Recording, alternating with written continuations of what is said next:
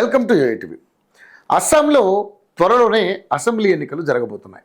ఈ నేపథ్యంలోనే అక్కడి అక్రమ ఓటర్లపై చర్చ స్టార్ట్ అయిపోయింది.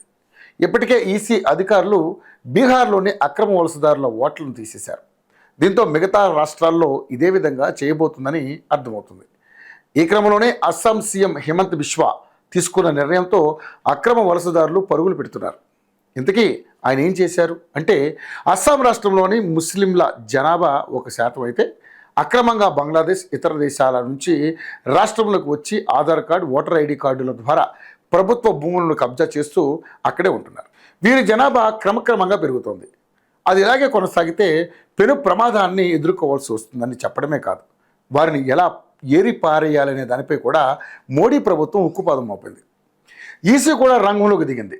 దీంతో అస్సాంలోని గోల్ ఘాట్లోని ఉరియం ఘాట్ నుంచి వేలాది మంది కట్టుబట్టలతో వలస వెళ్ళిపోతున్నారు.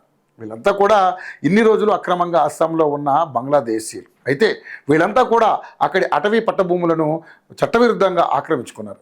గత పాలకులు వీళ్లను ఓటు బ్యాంక్ కోసం అలాగే వదిలేశారు. కానీ వీరు అక్కడే ఉంటే మొదటికే మోసం వస్తుంది. అస్సాం మరో బంగ్లాదేశ్ అయినా ఆశ్చర్యపోవాల్సిన అవసరం లేదని భావించిన రాష్ట్రం, కేంద్ర ప్రభుత్వాలు కీలక నిర్ణయం తీసుకున్నాయి.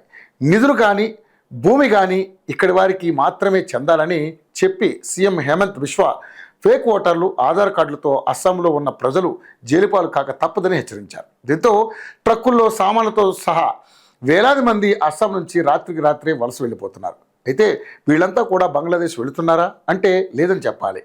ఈ అక్రమ చొరబాటుదారులంతా కూడా పశ్చిమ బెంగాల్కు వెళ్ళే అవకాశం ఉందని అక్కడి పోలీసులే చెబుతున్నారు.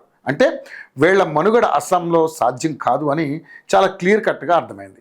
అస్సాంలో ఉంటే మమ్మల్ని పట్టుకుంటారు, జైల్లో పెట్టేస్తారు, మా కుటుంబాలని బార్డర్ దాటించేస్తారు. మరి ఇంకా ఎక్కడికి వెళ్ళాలి అంటే పశ్చిమ బెంగాల్. అక్కడ అక్రమ వలసదారులను మమతా బెనర్జీ ఆదరించినంతగా దేశంలో ఏ రాష్ట్రంలోనూ ఆదరించారు. అందుకే బెంగాల్ సేఫ్ ప్లేస్ అని ఈ అక్రమ వలసదారులంతా కూడా భావిస్తున్నారు. వీరంతా కూడా అక్కడికి వెళ్ళే అవకాశం ఉంది. కానీ భారత ప్రజలు మాత్రం వాళ్ళు మరో రాష్ట్రానికి వెళ్లకుండా ప్రభుత్వం చూడాలంటూ కోరుతున్నారు. సీఎం హిమంత్ ఈ విషయంలో ఇతర రాష్ట్రాల సీఎంలకు ఆదర్శంగా నిలిచారు. ఇంకా ఈసీ ఎంట్రీ ఇవ్వకముందే అక్రమ వలసదారులు భరతం పడుతున్నారు. ఇలా ప్రతి రాష్ట్రంలో సీఎంలు చేస్తే అక్రమ వలసదారులు అనే మాటే వినిపించదు. ఫలితంగా ప్రజలందరికీ అన్ని పథకాలు అందుతాయి, సంక్షేమం కూడా పూర్తి స్థాయిలో కొనసాగుతుంది. అలాగే ఎన్నికలు కూడా పారదర్శకంగా జరుగుతాయి.